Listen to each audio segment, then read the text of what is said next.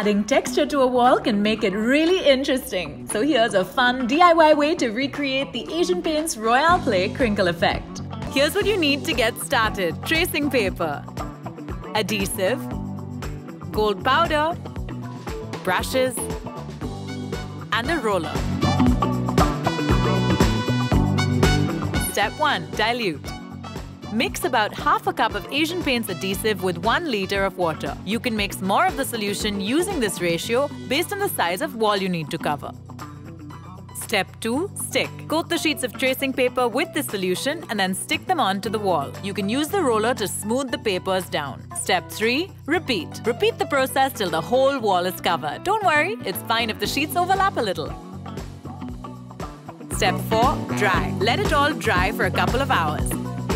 Step 5. Mix the gold wash. Mix 1 or 2 tablespoons of metallic gold powder with a solution of adhesive and water.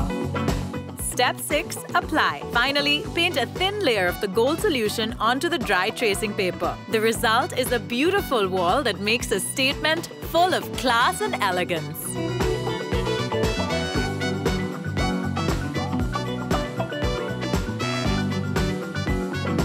Live stylishly.